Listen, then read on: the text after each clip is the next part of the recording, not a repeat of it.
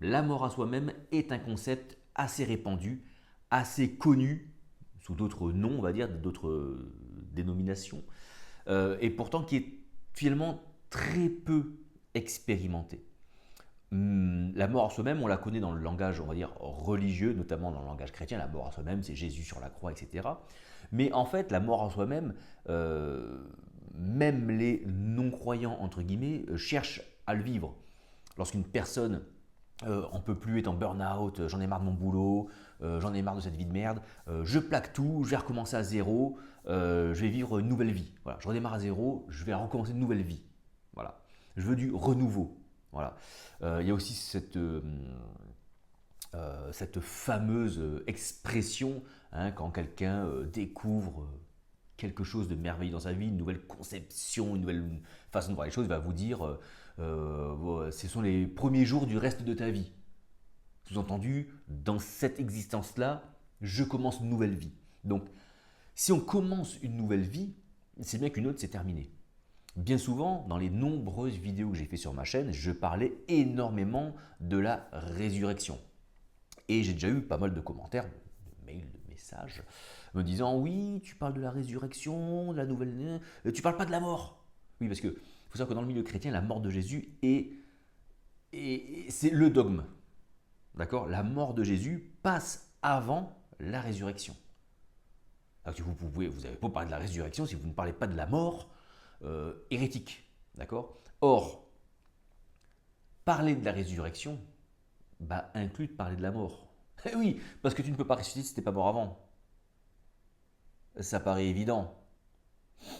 Mais bon, visiblement, il y a des gens qui ont besoin absolument qu'on parle du dogme, qu'on mette bien les mots précis qu'il faut pour être sûr que ça coche la case chrétien, dogmatique, et que c'est bon, on est dans les clous. Euh, c'est pas non chrétien. C'est très important pour des gens que on coche bien les cases. Donc du coup, on va parler de la mort. Voilà, comme ça vous serez content. Et force est de constater que beaucoup de gens qui parlent de la mort à soi-même ne l'ont en fait pas expérimenté. Euh, Lorsque l'on parle de mourir à soi-même, de quel soi on parle? Eh bien, on parle du soi qui a été construit par l'extérieur. C'est-à-dire, et qui s'est assimilé, qui s'est, on va dire, pas assimilé, on va dire qui s'est synthétisé, individuel, singularisé dans quelque chose que l'on va définir, à tort ou à raison, comme l'ego. D'accord. Mon expérience de vie, et j'ai envie de dire, même déjà en étant dans le sein de sa maman, on reçoit déjà des informations, on va dire, physiologiques. D'accord. C'est sûr que si ma maman, pendant qu'elle est enceinte de moi, picole, fume des gros joints, fait de la merde, je vais partir à handicap dans la vie. Donc déjà, tu vois, l'influence commence déjà par là, en fait. Et j'ai envie de dire, il y a même, alors je sais que certains n'y croient pas, moi c'est quelque chose auquel je crois de plus en plus, c'est, on va dire, tout l'héritage générationnel. Une espèce de, c'est-à-dire, peut-être pas les, alors ça serait un grand mot à dire, mais tout ce qui va être traumatisme des parents, des grands-parents, je pense moi que lorsque l'on vit de très grands traumatismes, ça vient mettre un marqueur génétique.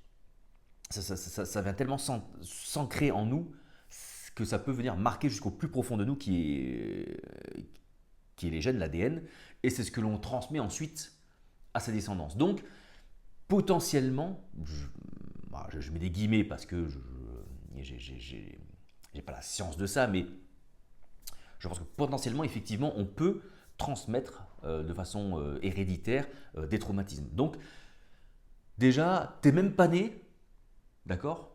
Je ne te parle pas du poisson, mais tu n'es même pas encore né dans le monde, tu n'existes pas encore aux yeux des autres, hein, à part dans le ventre de la maman, que déjà tu pars avec quelque chose qui n'est pas à toi. Déjà tu es formaté, entre guillemets. Et donc tu viens au monde et ensuite l'éducation de papa, l'éducation de maman, le contexte familial, le contexte social, le contexte culturel, religieux, les expériences de vie, tout ça va te déterminer. Et tu vis dans un déterminisme. Et en fonction de toutes ces choses-là, eh ben, s'agrémente une personne. D'accord? Un ego qui est complètement déterminé, qui est complètement esclave de lui-même. C'est-à-dire qu'il est esclave des informations reçues, parce qu'il ne vit que de ça. Donc il est esclave du monde, hein, littéralement, il est esclave des expériences de vie, des éléments extérieurs, et esclave, car au fur et à mesure qu'il grandit, il va se construire un modèle de réflexion, un schéma de pensée, il en tire des conclusions, c'est-à-dire qu'à chaque fois qu'il va vivre quelque chose, il va en tirer la conclusion, oui, c'est à cause de ça, parce que tout son contexte de vie l'a amené à penser que c'était ça. Et donc, en fait, tout est déterminé. Il n'y a aucun libre arbitre dans tout ça. Et tant que ce fonctionnement-là n'engendre pas une souffrance, un certain niveau de souffrance qui est variable selon les individus, eh ben, on peut vivre comme ça toute sa vie. Et se dire, mais pourquoi mourrais-je donc? Pourquoi devrais-je mourir à moi-même? Tout va bien. Tout va bien. Je gère. J'ai pas besoin de mourir à moi-même. Je vais très bien. Et dans certaines situations, et c'est au-delà de tout, comment pourrait dire, au-delà de tout niveau social, niveau culturel, les expériences de vie vont amener des gens à une certaine souffrance. Et cette souffrance peut être déclenchée soit par un événement très traumatisant, soit par une accumulation d'expériences et va prendre des degrés différents. Ça, j'avais déjà expliqué. Il y a des gens qui connaissent un relatif un confort psychologique, émotionnel, la moindre petite vague qui paraîtra insignifiante pour quelqu'un qui a vécu des traumatismes et des choses horribles, bah chez cette personne-là, ça fera le même effet. D'accord? Chez certaines personnes, il va falloir des drames épouvantables, des expériences de vie, des traumatismes très puissants pour qu'elle se mette à souffrir. Chez d'autres, parce qu'elle a été durcie par la vie, parce qu'elle a une carapace très forte, il va lui falloir des gros impacts pour qu'elle rentre dans une forme de souffrance et envisager derrière une mort à soi-même. Et d'autres personnes, marcher sur un Lego pieds nus leur suffira. Leur suffira à se dire ma vie c'est de la merde, je remets tout en cause. Donc ça dépend d'une personne à une autre. Et forcément, plus l'accumulation de souffrance est, et ça va venir faire comme, comment je pourrais dire ça, souvent j'ai comparé ça à une dalle de béton, l'épaisseur de la dalle de béton va se faire à l'intérieur de nous. Et donc forcément pour aller percer la chose, ça va être plus compliqué, mais c'est toujours possible. Mais c'est toujours possible. C'est-à-dire que tu peux avoir la dalle de béton la plus épaisse que tu veux en toi, elle est toujours fracturable. On peut toujours passer à travers. Donc la mort à soi-même, ça va être le concept, le processus où on va devoir mourir à cela. C'est-à-dire à cette personne qui a été identifiée, formatée, déterminée par des éléments extérieurs. Alors c'est un système très complexe hein, où il y a plusieurs éléments et tout va venir se singulariser. C'est-à-dire que ça va faire comme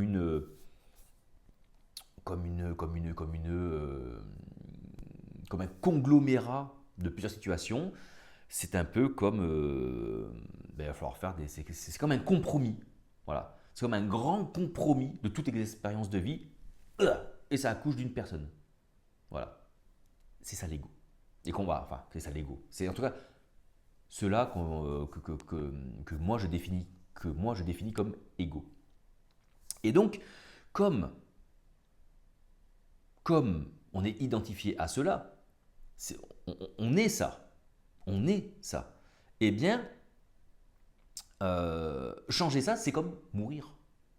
C'est comme abandonner quelque chose, sortir de ce personnage pour en créer un autre. Donc forcément, pour créer quelque chose de nouveau, il faut tuer. Il faut en tout cas se séparer. Et c'est cette séparation qui va engendrer, qui va venir faire cet état de mort à soi-même. Car, alors j'ai fait une vidéo là-dessus, il faut aller la voir parce que on ne peut pas chanter toutes les définitions. Ce qu'il faut savoir, c'est que l'ego, en fait, ce n'est pas juste la construction des éléments extérieurs. Selon moi, l'ego est une distorsion de l'instinct de survie. C'est-à-dire qu'on a un instinct de survie en nous. Hein, si une voiture te fonce dessus, tu vas vouloir te sauver. Si un chien te court après, il te court après justement parce que toi tu cours. D'accord. L'instinct de survie, ce besoin de vivre, est distordu et manipulé et déformé et détraqué par nos expériences de vie qui va fabriquer l'ego. Et comme l'ego est une construction extérieure, mais qui a pour racine l'instinct de survie, et bien forcément, dès que l'on va venir toucher à ça, ça va venir comme toucher aussi dans notre instinct de survie. Tu vois ce que je veux dire? C'est un mécanisme qui est quand même assez complexe, d'accord? Donc c'est vrai que résumer ça dans une vidéo, c'est quand même un petit peu compliqué, un petit peu gonflé de ma part, mais j'essaye de vous faire une synthèse de ça. Et donc mourir à soi-même, on ne meurt pas à soi-même sans souffrance. Donc le coup tu vas dans une église parce que tu as vaguement entendu parler de Jésus ou de Dieu d'une façon ou d'une autre, et que ça t'intéresse, ça pique ta curiosité parce que tu avais déjà entendu des choses dans ta vie, et tu y vas parce que bon, ta vie, tu te fais chier, et puis tu es un peu seul. Tu es un peu seul quand même, tu es un peu seul. Et tu te dis, tiens, je vais aller dans une église, je prends cet exemple-là, et puis tu te retrouves avec des gens, tu découvres un peu la notion de communauté. Tu te dis, tiens, je vais pouvoir me faire des potes, des relations, des fréquentations, je ne vais plus être tout seul.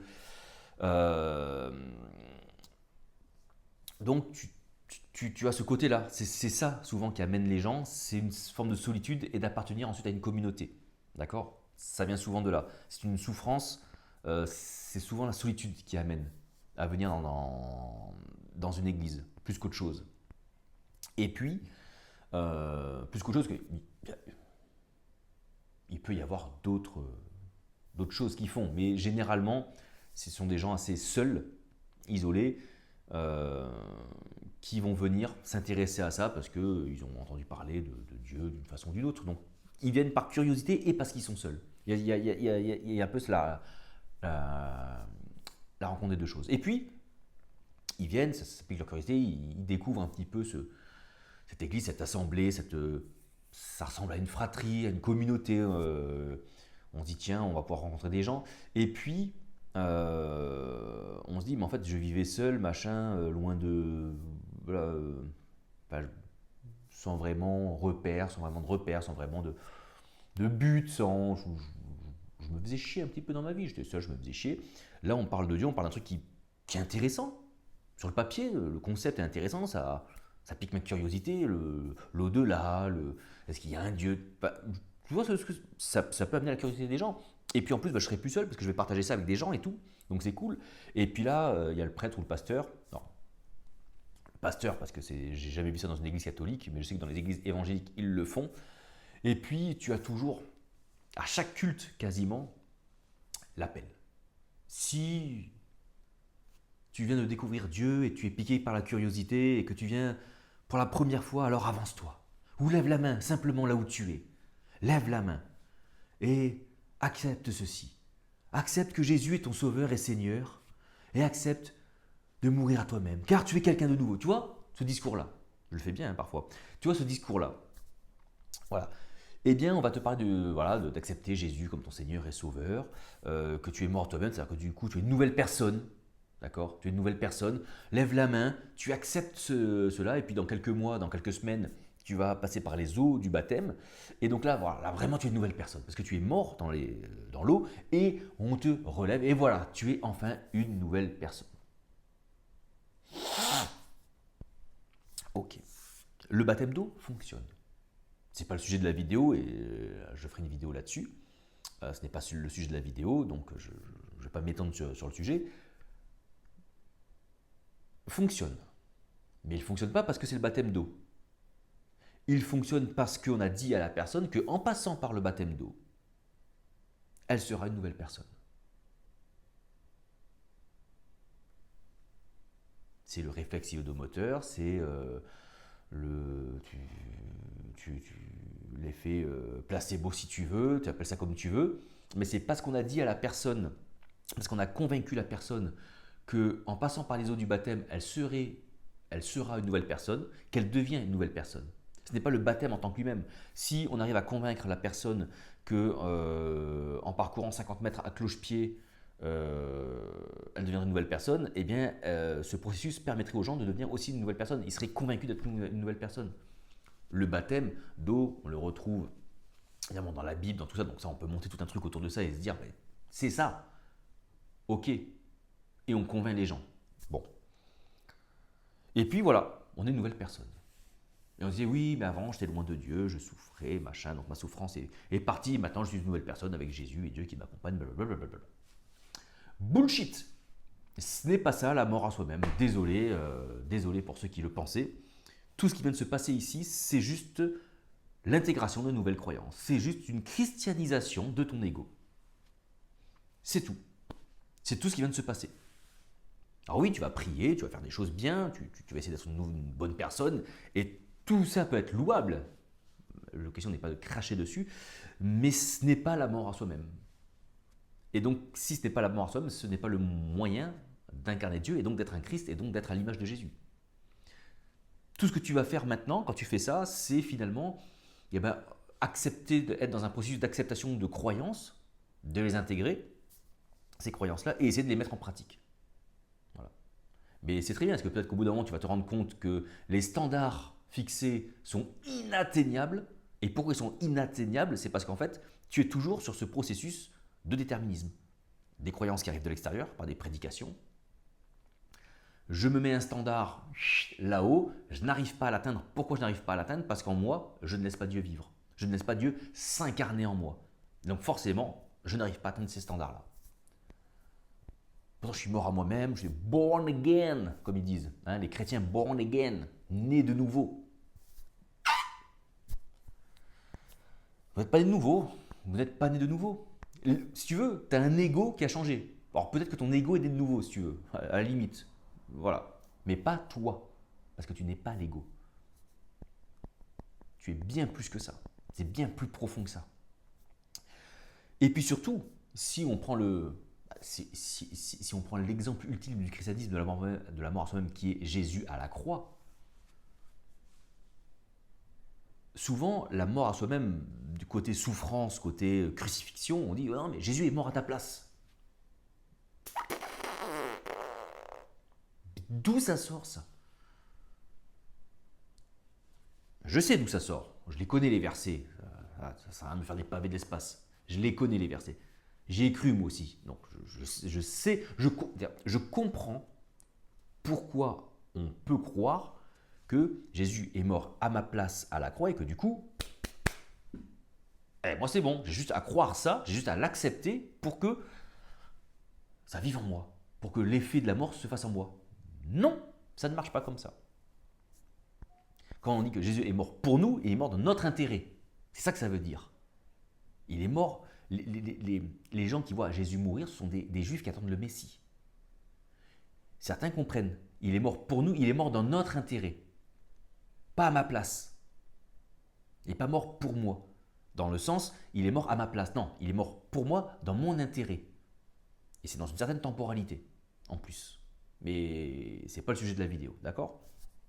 Pourquoi je dis ça et qu'est-ce qui pourrait appuyer Bible en main? Parce que je sais comment vous êtes pour la plupart d'entre vous. La Bible, parole de Dieu. Bon, ok, si vous voulez faire avec ça, on va faire avec ça, d'accord.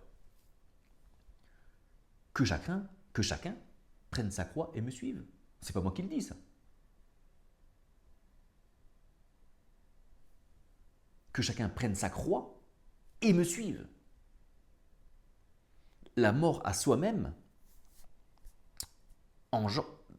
amène la souffrance, une réelle souffrance. Une souffrance intérieure.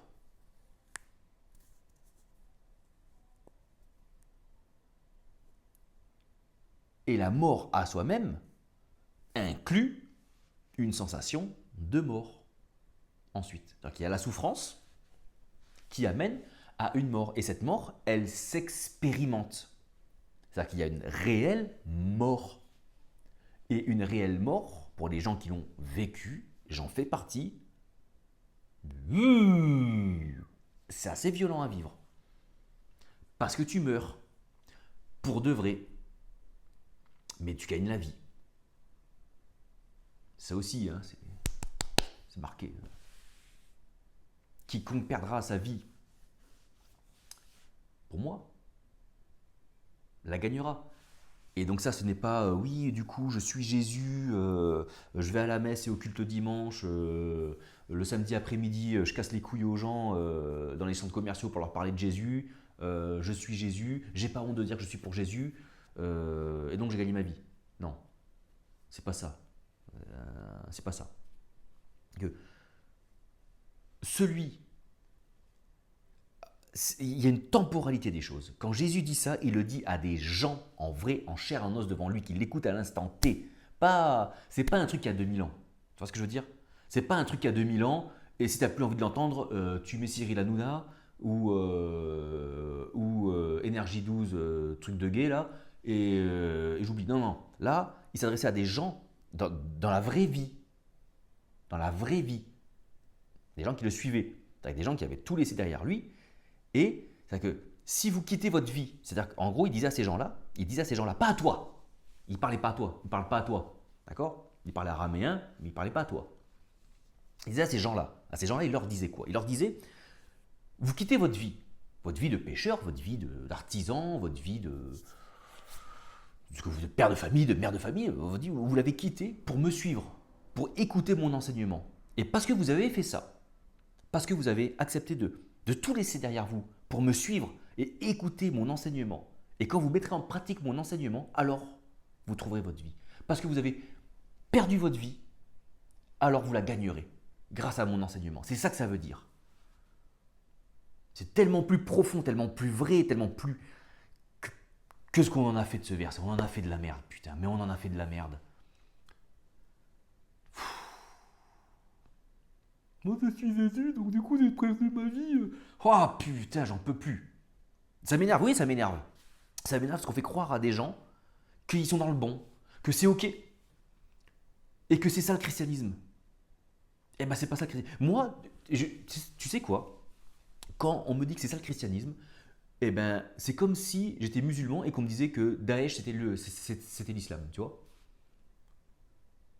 Alors là, il n'y a que les mecs intelligents et les filles intelligentes qui vont comprendre ce que je viens de dire là. Les autres, fais ta vie, balance ton commentaire de merde là. Vous avez compris ce que je veux dire? Quand on me dit, quand on me dit que ça c'est le christianisme, eh ben c'est comme si j'étais toi un musulman qui fait ce truc qui casse les couilles à personne et qu'on lui disait ouais Daesh musulman c'est toi. Toi, c'est le même amalgame qui me casse les couilles en fait. C'est la même chose. C'est la même putain de chose.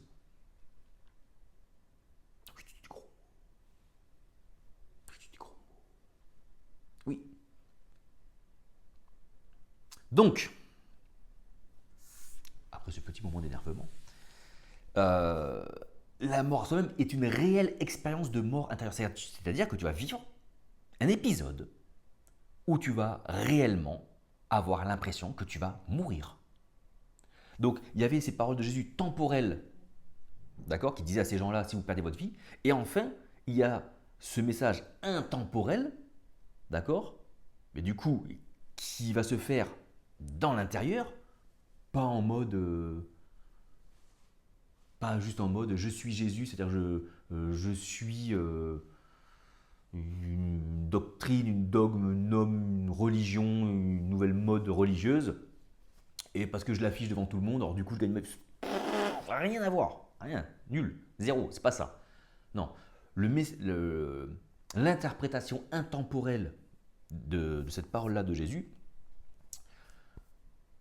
c'est vraiment perdre sa vie. Perdre sa vie, c'est quoi? Une vie est faite de quoi? Une vie est faite de repères. C'est un cadre.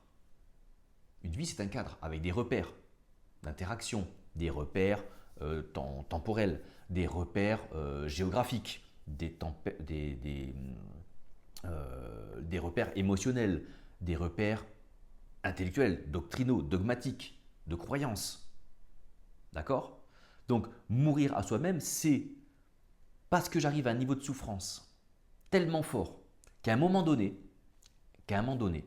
cette souffrance va être tellement forte que je vais vouloir mourir.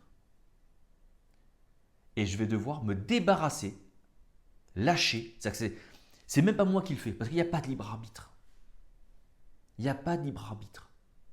C'est-à-dire que la souffrance est si forte et cette envie, quelque part, de vivre une liberté, de vivre une nouvelle vie, est tellement arrive à un paroxysme que toute la peur que l'on a de perdre ses repères. Ah oui, mais si je crois plus à ça, du coup, qu'est-ce qui va se passer? Si ça je l'ai plus, qu'est-ce qui va se passer? Et si j'ai pas ça, qu'est-ce qui va se passer? Et bien du coup, on rentre dans ce qu'on appelle la pratique de la foi, c'est l'abandon. Et donc cette souffrance-là nous pousse dans un processus d'abandon.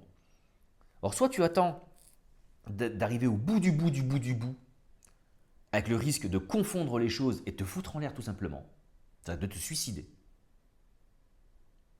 Parce qu'on confond les choses, parce qu'on va confondre, encore une fois, l'ego et le libre arbitre, on va confondre la vie bio avec la vie zoé, et du coup, c'est comme jeter le bébé avec l'eau du bain, et on se fout en l'air. Ou alors, on se fout en l'air spirituellement. Tu as compris ce que je veux dire? C'est-à-dire qu'on va tuer la puissance de l'ego, on va tuer ce rôle de l'ego pour le ramener à ce qu'il est, c'est-à-dire l'instinct de survie. On va le transcender et le ramener à sa place. Enfin, en le transcendant, on va faire qu'il va revenir à sa place. Et on pratique l'abandon. Et comment on fait ça, cette mort à soi-même, pour éviter d'en arriver à une espèce de paroxysme qui va nous amener à devenir fous? C'est l'enseignement de Jésus. En tout cas, alors je ne sais pas si c'est que l'enseignement de Jésus, en tout cas, l'enseignement de Jésus, lui, le dit. Voilà. Lui, en tout cas, il le fait, il fait le job. Est-ce que d'autres enseignements le permettent, le disent? Moi, j'en suis convaincu. Je suis convaincu que l'enseignement de Jésus n'est pas le seul enseignement au monde qui existe. Oui, mais il a dit qu'il n'y avait que lui qui était le seul. Oui, en Israël. Oui, au moment où il parle, parmi tous les faux messies, les faux prophètes qu'il y avait, dans un contexte politique, messianique qui était très tendu, oui, à ce moment-là, effectivement, quand il le disait, oui, c'était vrai. Mais à l'échelle de l'humanité, je pense qu'il y en a d'autres. Mais c'est pas parce qu'il y en a d'autres qu'on ne peut pas prendre celui-là. Prenons-le. Prenons-le, ce chemin-là. Il fonctionne, il marche. Il marche. Et donc cet enseignement-là, il faut le mettre en pratique. Celui qui est béni, c'est celui qui écoute l'enseignement de Jésus et qui va le mettre en pratique. Par la foi, par l'abandon. Pourquoi on s'abandonne? Parce que, qu'est-ce que c'est l'abandon? C'est vraiment lâcher toute chose. J'avais fait une fois, là, par exemple, tu ne peux pas aller chercher ton fils ou ta fille à la sortie de l'école, tu vas demander à un ami de le faire pour toi, parce que toi tu ne peux pas, tu es coincé, voilà. Tu abandonnes tout en fait. Tu n'as plus aucune prise là-dessus. Donc la personne va aller chercher ton enfant. Tu n'y es pas. Tu ne sais pas ce qu'il est en train de faire, tu ne sais pas s'il l'a vraiment pris, est-ce qu'il était à l'heure, est-ce qu'il va le ramener chez lui en sécurité dans sa... Tu vois, tu n'as aucun contrôle sur la chose. La foi, c'est ça. Tu n'as plus aucun contrôle sur les choses. Et donc ça, il existe un processus qu'on appelle la prière. Et la prière, c'est ça en fait, c'est la mise en pratique de l'abandon. L'intériorité t'amène à la mort à toi-même.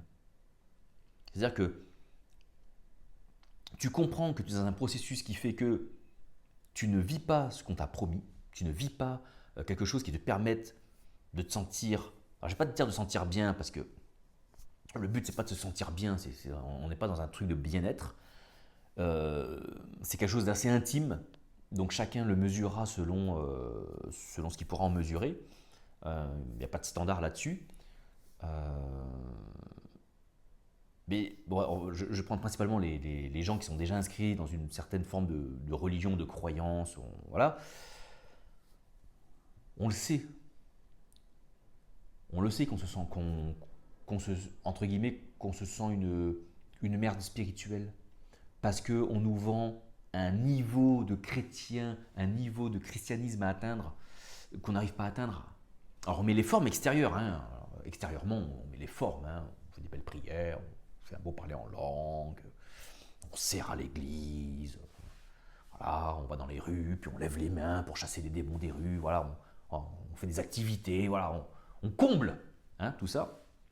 Intérieurement, il y en a beaucoup plus que ce que vous croyez qui intérieurement se disent putain mais je suis tellement loin de ce que je veux faire paraître. Je suis tellement loin de tout ça. Comment je fais? Comment je fais pour me hisser à ce standard en fait qu'on me demande? Déjà, le seul standard qu'on te demande, c'est celui de Jésus, c'est-à-dire du Dieu incarné dans l'homme. Mais ce standard-là, tu ne peux pas y arriver toi, ce n'est pas toi qui le fais ce standard-là. Ce standard-là, qu'est-ce que c'est? C'est juste la conscience de la vie même de Dieu en toi. Donc en fait, tu n'as pas de standard à atteindre, tu as juste un standard à vivre. Tu n'as pas à l'atteindre, ce standard-là. D'accord? Donc on dégonfle un petit peu, hein? On décontracte un peu les épaules, hein, on se sent bien. Il n'y a rien à atteindre. Il y a juste à vivre la chose.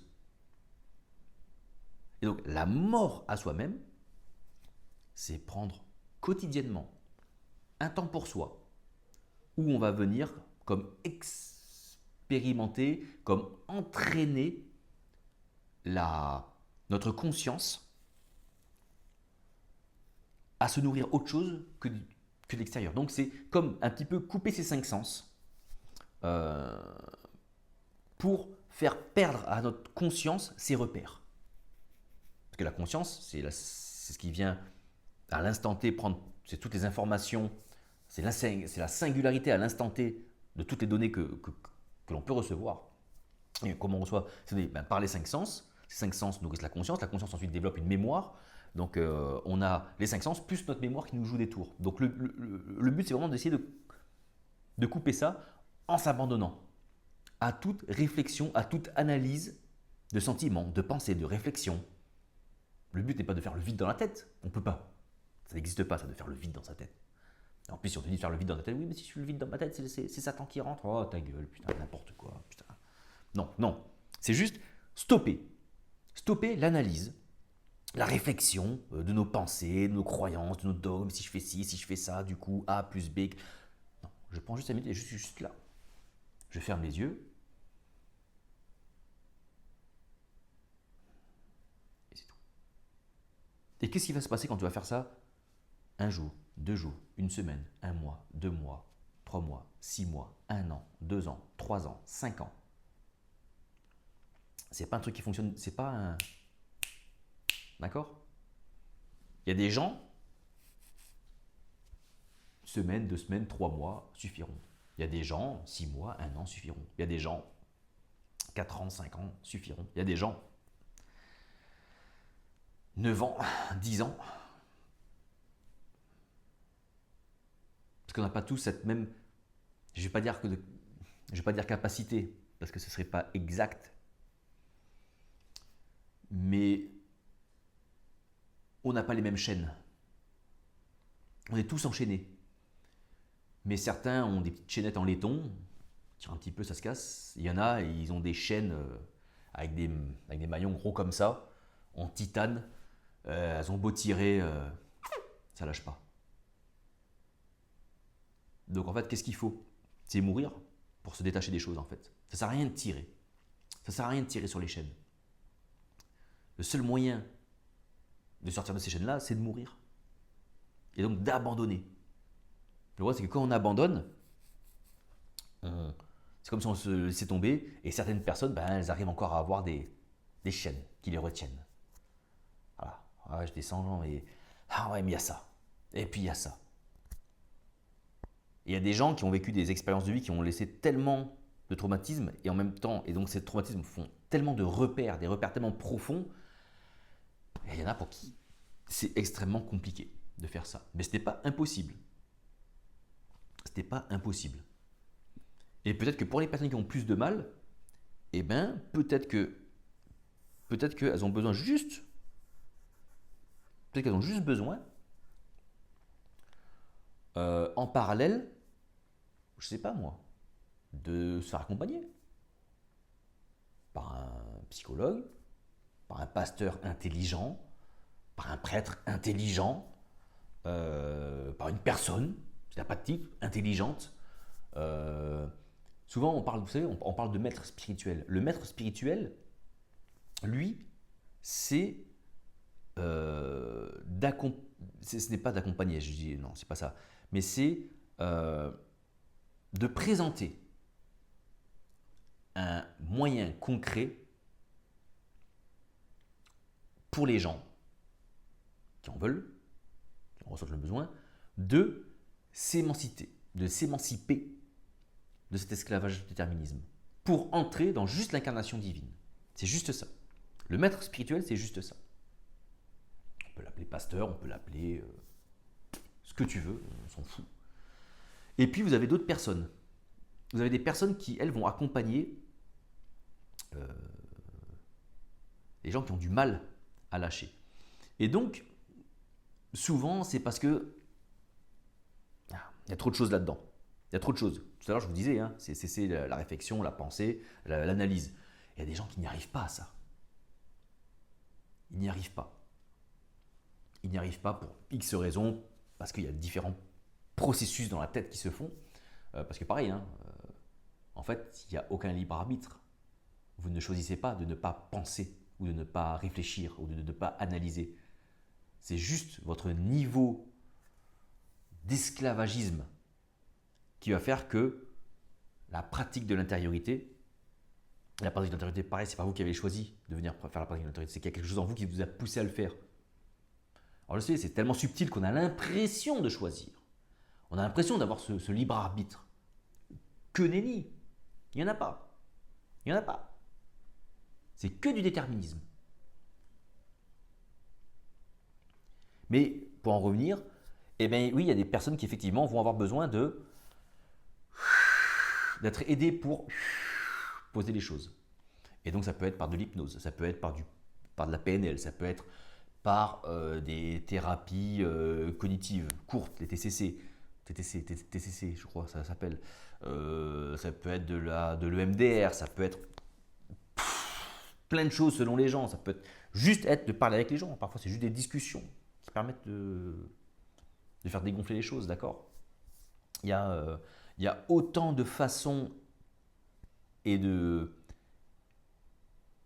témoignages qu'on pourrait avoir de ces choses-là que d'individus. Il n'y a pas de standard, d'accord ? Il n'y a pas de standard, réellement. Et qu'est-ce qui se passe ? C'est qu'une fois qu'effectivement la conscience se libère de tous ces repères-là, on se dit mais elle va tomber. En fait, c'est ça qui rend fou. On se dit putain mais il reste quoi ? Et bien c'est ça la mort. Et physiologiquement parlant, psychiquement parlant, on vit une réelle mort. C'est-à-dire que vous allez avoir l'impression de mourir. Alors oui, de l'anxiété, de l'angoisse, et parce que l'anxiété, l'angoisse, c'est quoi ? C'est le vide. C'est le vide. En fait, l'angoisse et l'anxiété, c'est ce qui remplit le vide en fait. Le vide laissé par l'abandon des repères, des croyances, des dogmes. Ça vient créer comme un vide, et ce vide se remplit d'angoisse. Et c'est là où on est en train de vivre sa mort. C'est-à-dire que soit l'angoisse gagne, et hop, on reprend les repères, et hop, hop, hop, hop, hop, hop. Hein, c'est un peu, on a l'impression de se noyer, et hop, on vient ressaisir le bord de la piscine. Ou alors on accepte. Eh oui, c'est subtil. De se laisser couler. Et ça, alors quand je dis on accepte, je veux dire, bah, tu vois, toi aussi tu dis on accepte libre arbitre. Erreur de langage. C'est-à-dire qu'on a cette sensation d'accepter les choses. En réalité, il y a encore ce processus qui se crée derrière, c'est-à-dire que on l'est ou on ne l'est pas. D'accord ? On est prêt ou on n'est pas prêt. Et donc, cette période d'angoisse, cette période de perte, de mort, de souffrance, là on est à la croix. Là, quand tu as ça, l'angoisse, l'anxiété, là, tu es à la croix. Là, on est en train de te planter les clous. D'accord? Là, on est en train de te planter les clous et tu ne maîtrises plus rien. Tu es sur une croix. D'accord? On est en train de te percer les côtes. On est en train de te mettre à mort. On est en train de te mettre à mort. Et comme le raconte l'histoire de Jésus, eh ben, t'en as qui mettront 10 heures à mourir, d'autres qui mettront une journée à mourir, d'autres qui mettront une demi-heure à mourir, d'autres qui mettront 3 jours à mourir.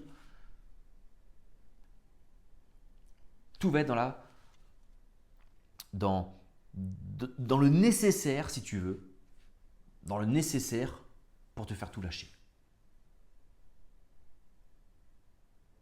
Et j'aimerais présenter quelque chose de beaucoup plus simple, tu vois, les 5 clés pour mourir à soi-même, tu vois, ou de te vendre un putain de séminaire à 1500 € sur un an, d'accord, pour apprendre la mort à soi-même.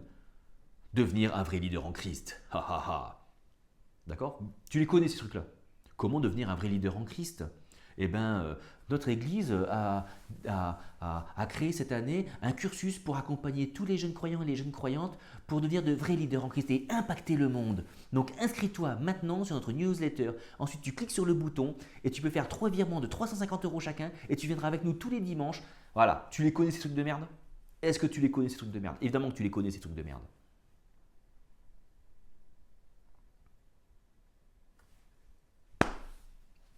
C'est pas comme ça que ça marche. Ce serait simple, hein? Ça serait super. Mais c'est pas ça. La mort à soi-même est quelque chose d'extrêmement violent. C'est pas juste lever la main lors d'un culte, c'est pas juste aller dans un baptistère et s'en relever. C'est bien, bien, bien, bien plus violent que ça. Et ce n'est même pas une souffrance intellectuelle ou émotionnelle. Ce n'est pas une sensation de souffrance, la mort à soi-même. C'est une mort. Tu meurs. Réellement, tu meurs. Donc que ton cerveau te fait comprendre que là, tu es en train de mourir. Tu meurs, c'est fini. Et en fait, tu meurs pas. Enfin, il y en a un qui est mort, il y a quelqu'un qui est mort. Et puis la nouvelle créature, qu'est-ce que c'est? C'est Christ en fait. Christ, c'est quoi? C'est ta singularité, ton individualité, qui est l'écrin, le coffret, le gant que revêt la main de Dieu. C'est-à-dire tu es la forme physique, la forme matérielle, la forme incarnée, visible dans le monde matériel de Dieu. C'est balèze, hein? Mais c'est ça. Et ça, après, c'est encore autre chose, après la mort. Et ça, pareil, ça va être un processus aussi. Tu ne vas pas tout incarner d'un coup. Tu as cette mort à toi-même qui enclenche ensuite la résurrection. Et comme tu es dans une résurrection, tu repars comme un petit enfant. Et après, tu vas encore grandir. Donc après, tu vas encore avoir des choses à faire. Étape par étape. D'accord?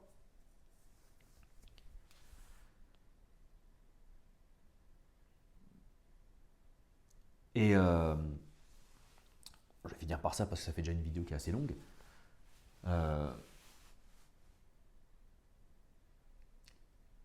Mourir à soi-même, c'est pas un slogan. Arrêtez d'en faire un putain de slogan, quoi. Arrêtez de vendre ça comme quelque chose de simple. C'est pas simple. C'est pas quelque chose de simple, c'est quelque chose de compliqué. C'est quelque chose de long, de coûteux dans le sens ça coûte de sa personne.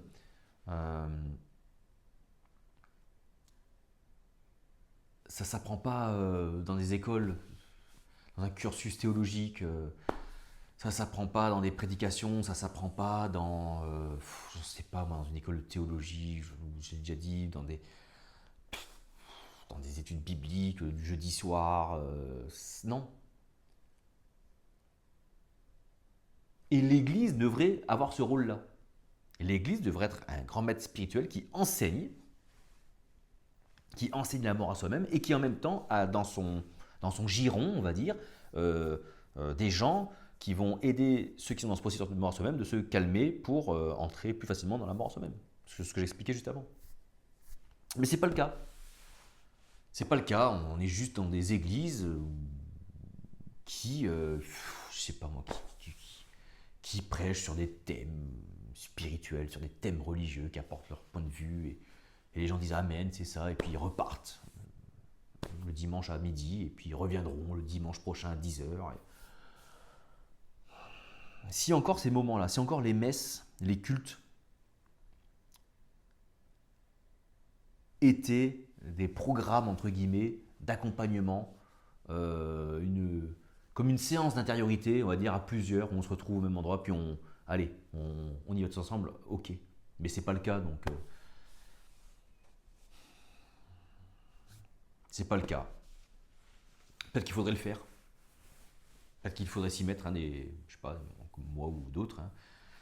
Parce qu'à chacun à son échelle, on devrait s'y mettre à faire ça, des églises en ce sens-là. Des églises qui font ça.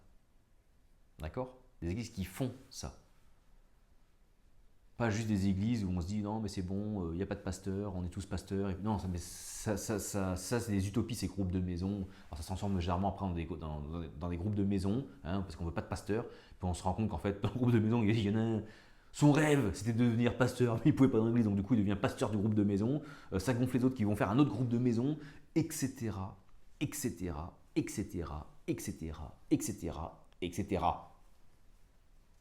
Donc, donc ça sert à rien d'entrer dans ces choses-là. Vous êtes là où vous êtes, chez vous, travail, le week-end quand vous sortez, baladez, faites de l'intériorité. C'est ça qui va vous permettre euh, de vous mener vers la mort à vous-même. Et donc, je vais finir là-dessus en fait. C'est ça rentrer dans le royaume de Dieu. Et comme ne peut rentrer dans le royaume de Dieu que ce qui est saint, ça doit être purifié. C'est pour ça qu'on a cette mort, parce qu'en fait, tout ce qui n'était pas bon était purifié. Et comme on s'est identifié à ces choses-là, et bien lorsqu'on est purifié, on a l'impression de mourir. Tout ça, c'est la même chose, vu sous différents angles, avec d'autres noms, avec d'autres compréhensions de l'événement, mais c'est la même chose. C'est l'enfer. On vient mourir à soi-même, c'est ça les feux de l'enfer. C'est ce feu qui vient nous brûler pour nous purifier. Et bien on meurt et on entre dans le royaume de Dieu. Et c'est là où on est de nouveau, où on est d'en haut. Voilà. C'est-à-dire qu'on est de nouveau quelque part dans la temporalité parce que dans notre vie matérielle, physique, effectivement, il y a un nouveau, quelque chose de nouveau qui vient d'apparaître, qui n'était pas là avant. Ok. Et on est d'en haut parce que c'est une naissance spirituelle. Alors, quand on dit d'en haut, pourquoi on dit d'en haut? Du ciel, parce que c'est là où on imaginait que Dieu existait, que Dieu était. Alors qu'en fait, il est en tout. Et le ciel est en toi. Il faut juste le libérer. Voilà. Ou le saisir.